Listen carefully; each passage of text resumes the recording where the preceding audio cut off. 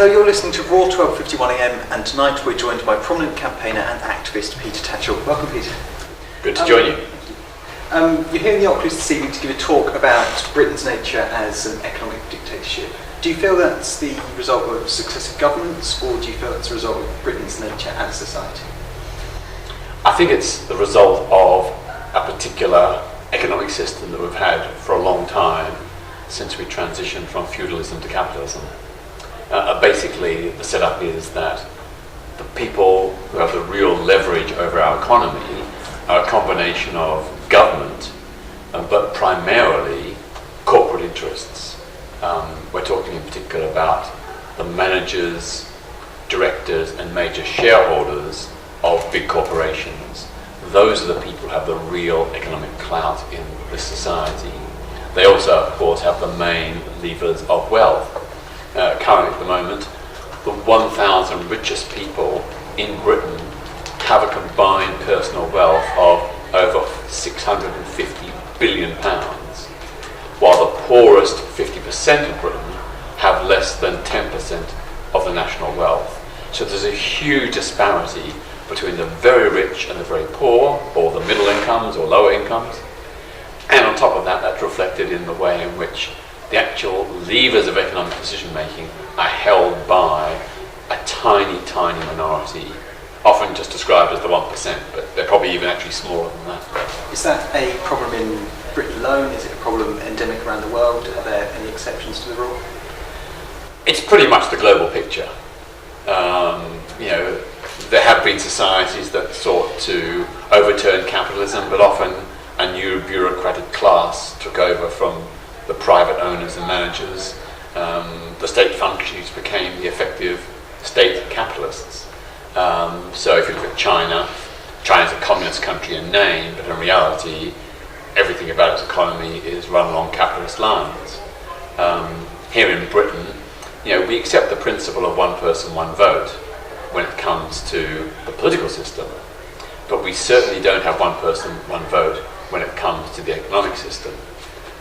In the economic system, a handful of very rich and powerful people control all the economic levers of power, while the majority of people are totally disenfranchised.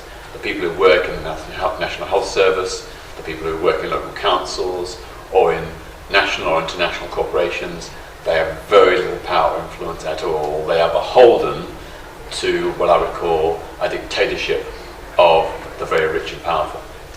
So you propose that idea of an economic democracy for workers. What do you think are the key ideals behind that?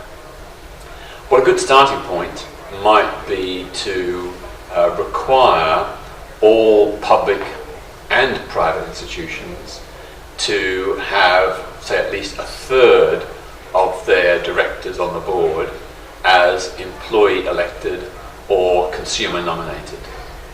So the idea would be that the decision-making bodies in both private corporations and public institutions would have a major input from the grassroots employees and from representatives of consumers to act as checks and balances on the unmitigated use of private power and capital. The German Works Council system is a watered-down model of that, but it does work quite well. I mean, Germany on the whole has a better industrial relations record, and I think greater equity between all the stakeholders in the economy than Britain.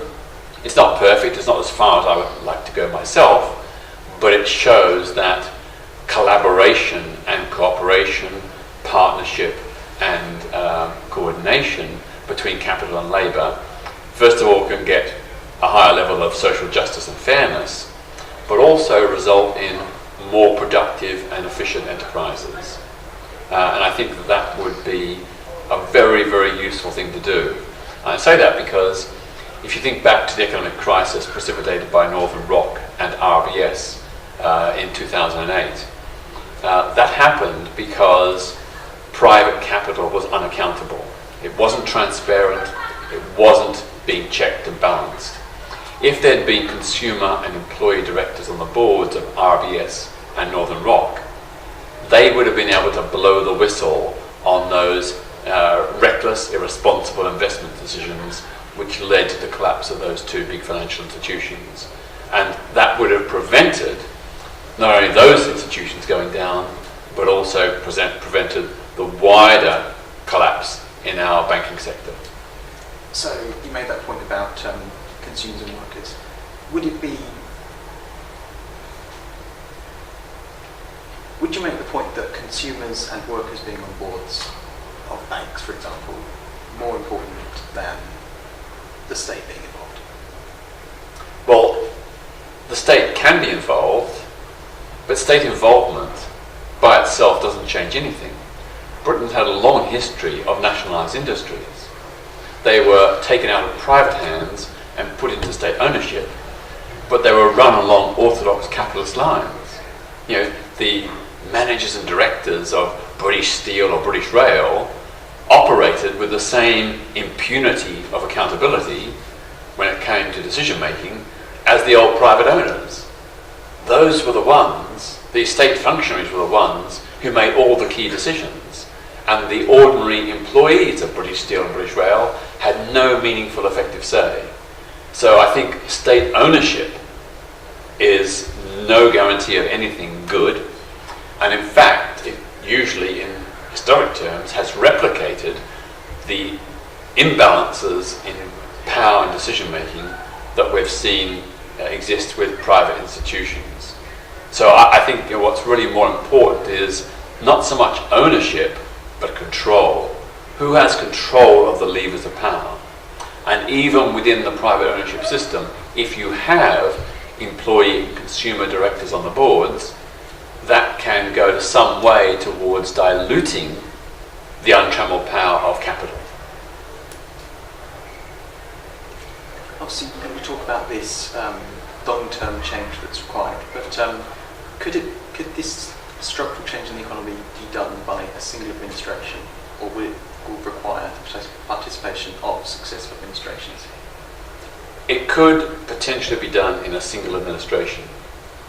Back in the 1970s, the Labour government of James Callaghan, who was by no means a left-winger, commissioned Lord Bullock to do a report on industrial democracy.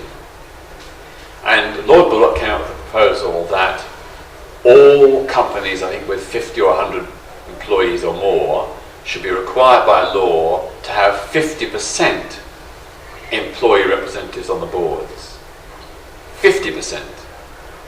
And that there should be a mutually agreed chairperson appointed to mediate, mutually agreed by both the owners and the managers and directors and the employees. Now, that could have and would have been implemented in the 1970s, which would have been a huge advance for organised labour and for the power and influence of ordinary people.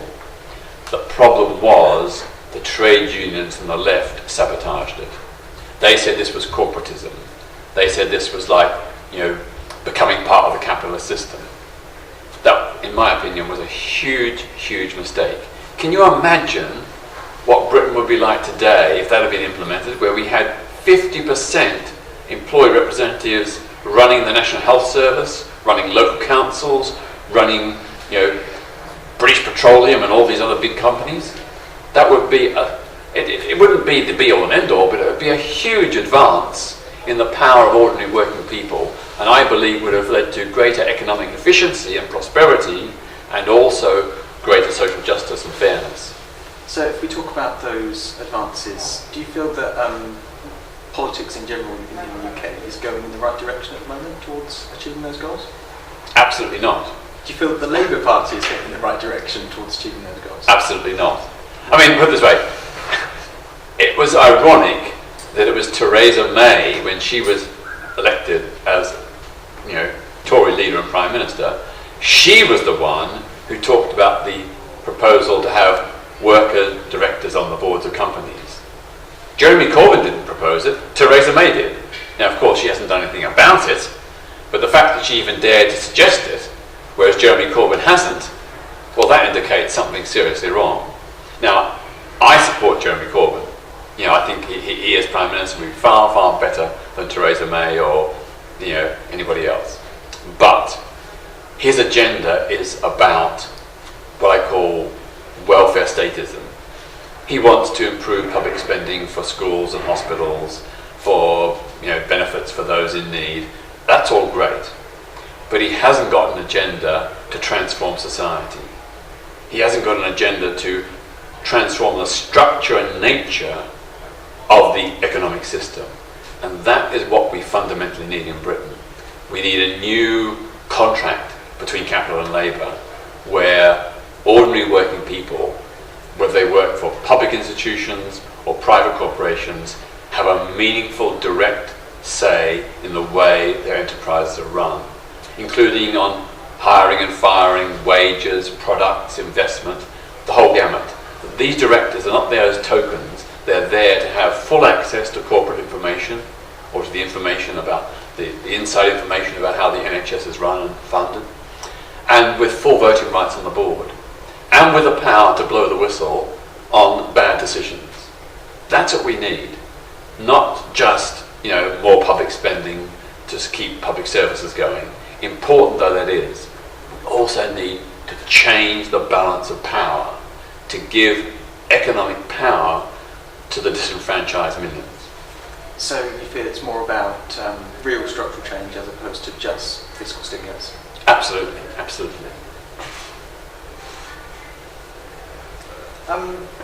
Do you take any examples from around the world where this system is closer to being implemented than it is in Britain? Well, I mentioned the example of the German Works Council. It's a watered-down version, not nearly as radical and far-reaching as I would like, but it does show that this kind of system can work, and has worked for many years in Germany.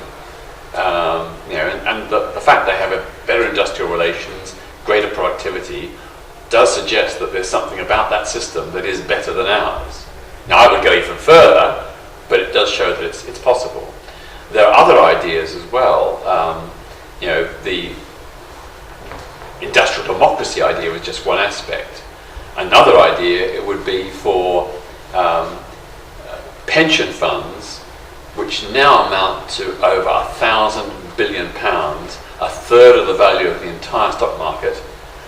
I believe they should be put in the hands of employee mutual societies, taken out of the hands of big corporations and put in the hands of employee mutual societies, run by and for the people whose pensions they are.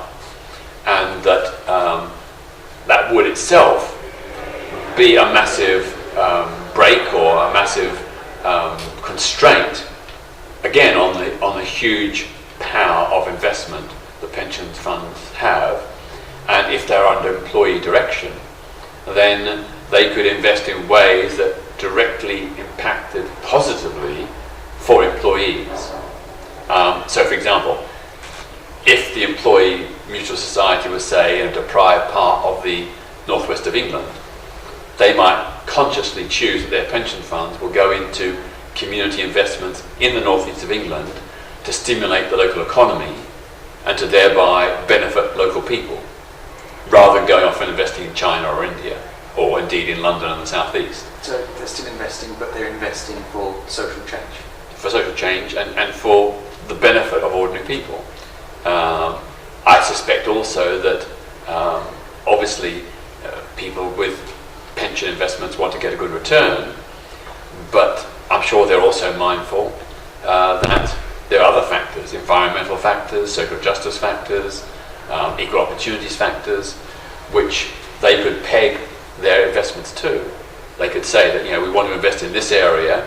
For example, in Norway and other countries where there have been social investments of employees' funds, they've often gone into cutting-edge medical research, renewable energy, new high-tech industries, which have not only been proved to be very socially beneficial, but they've also actually turned out to be very good, very perceptive, and very, very lucrative long-term investments.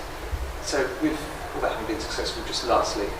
Can I just give the one final example is we need to think about the idea that when a company produced its annual profits, instead of that all being divvied up with the shareholders, the directors and the managers, and particularly these obscene bonus levels that very top people are getting, I think there should be a law that says that a percentage of annual profits should have to be payable to the employees of an enterprise through a collective share ownership.